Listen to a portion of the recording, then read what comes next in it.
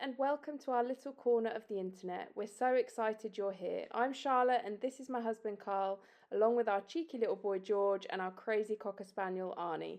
We've just moved into a 3-bed bungalow on an acre of land and it's about to get a serious makeover. After years of living in military accommodation and always being miles away from family, we made a big decision. We're now living under one roof with my parents Martin and Cheryl. 3 generations coming together to build a family home filled with support, love, and homegrown produce. We'll be sharing our journey of renovating the bungalow, transforming our 1-acre garden into a kitchen garden, and learning to live more simply and sustainably together. This is more than a renovation, it's about creating a slower, connected way of life, real family life, real progress, and probably a few real mishaps along the way. If that sounds like your thing, we'd love for you to follow along. Like, subscribe, and come say hello. We're just getting started. With one eye on the winter and the need for firewood, Carl and I visited an old employer on the River Wye where he'd said we could help ourselves to firewood. So we thought we'd spend the day there. In fact, we filled the van so quickly we were only there a couple of hours, but it proved very fruitful and we've got plenty of firewood for the winter ahead.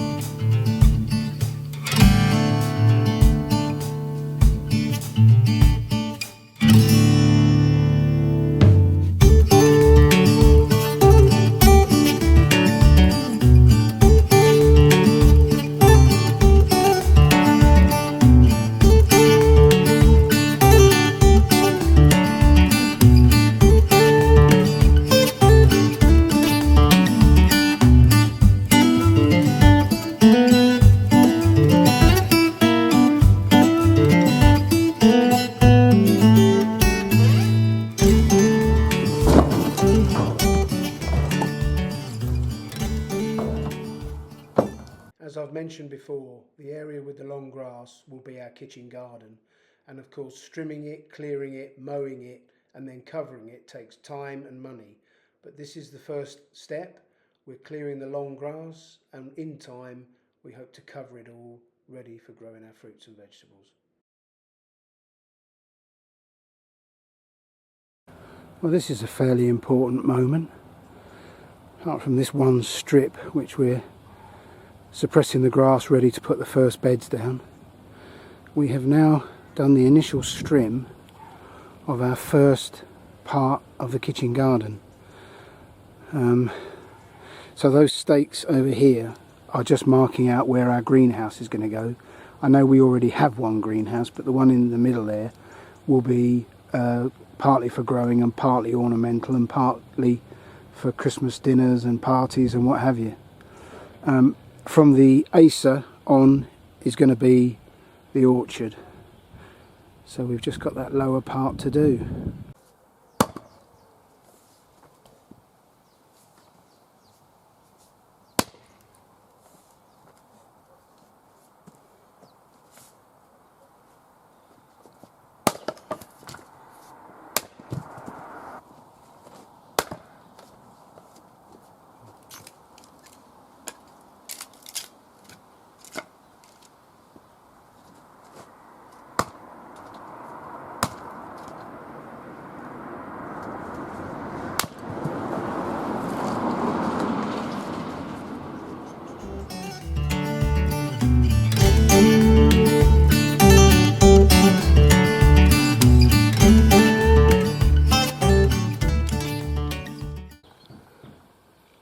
Well, we are now visibly making progress. We've also started to clear and sort the greenhouse. More of that later, but this is the area between the greenhouse and the woodshed that we're going to put the compost bays. I've mentioned it before. So all the waste of whatever kind we're just stacking here until we've constructed the compost bays. That's Arnie welcoming Carl back. And Carl and I have been busy chopping wood. As I've mentioned before, this one here is the stack we're going to use this year. Some kindling in the next one, and then the stuff at the far end is stuff we've chopped and stored this season. So that'll need a year or two before we burn it. That's the plan.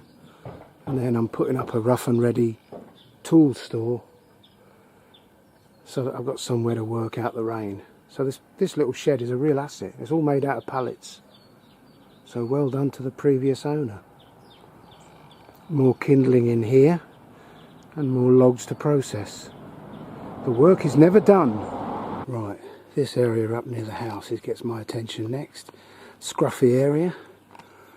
Not quite sure why the previous owner would have dug out those slabs just to put that rubbish in, but it's all coming out. And eventually we'll have a new patio which will incorporate this stepped area.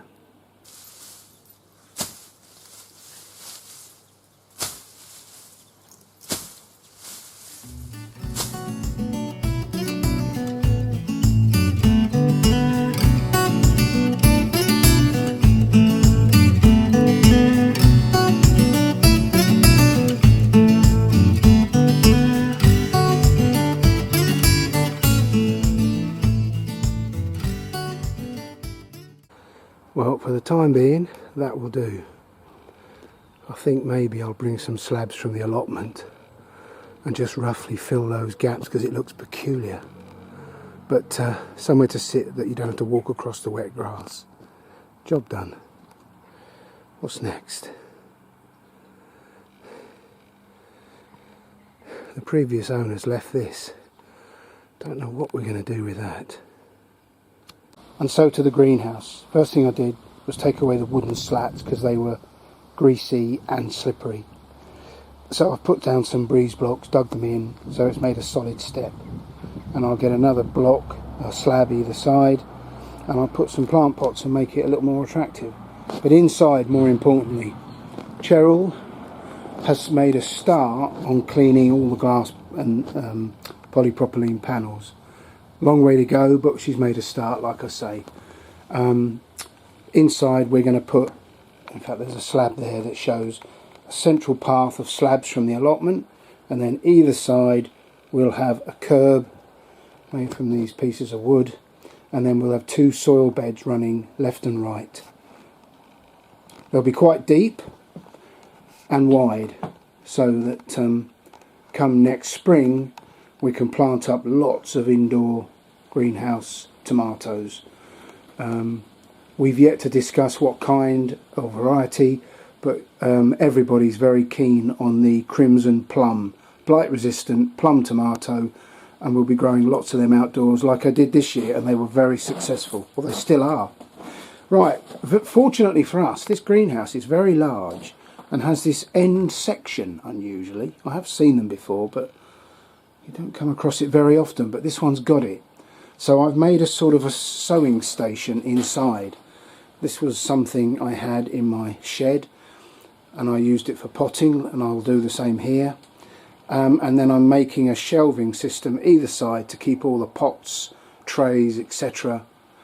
That we'll need come next year. And of course for the autumn sown onion sets and garlic, we'll need them very soon. So I'm going to carry on now with putting in another shelf and sorting out that side. Well, the little things all add up to make a difference. We're starting to get stuff put where it needs to be. Very happy with that.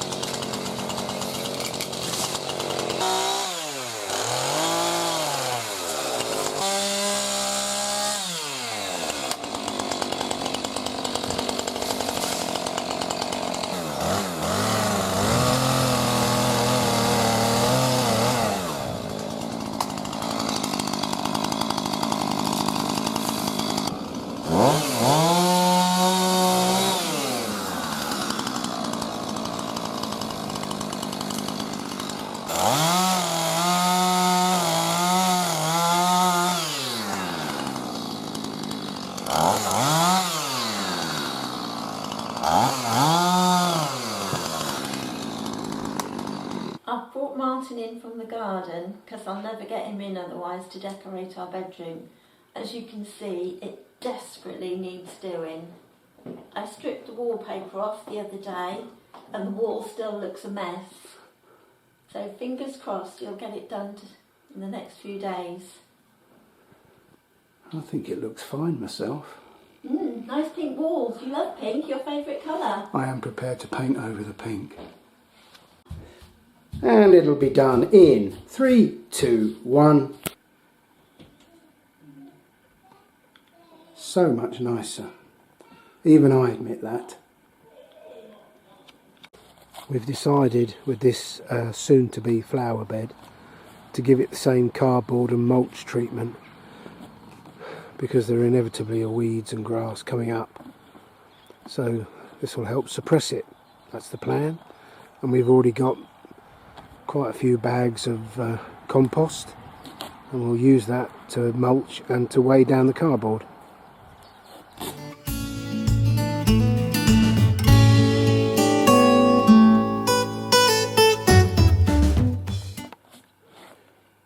Job done. Time for Prosecco. Perfect.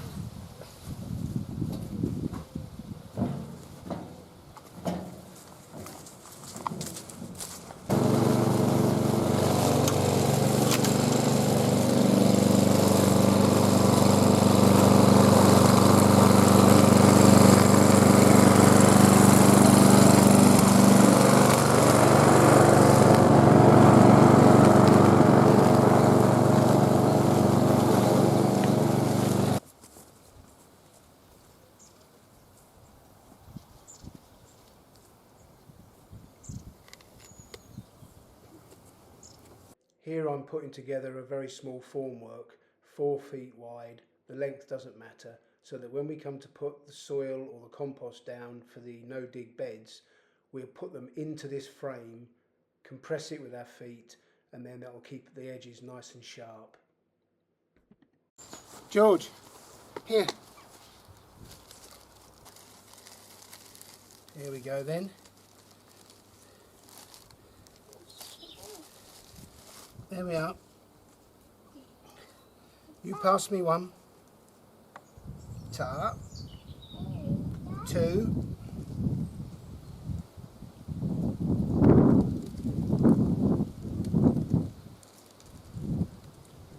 3.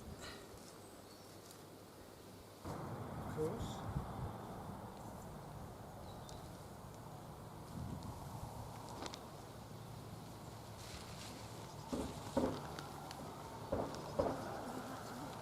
4. Yeah, you have to take a photo of the door open. Well, the wind gave us the run around, but now we've got a much larger area covered. That is much thicker grade plastic, although I think the tree stumps are going to wear through it quickly. Nothing to be done about that until we get a stump grinder. But the plastic will start to kill off the grass right now. Another good week both inside the bungalow and in the garden. Lots done, but still lots more to do.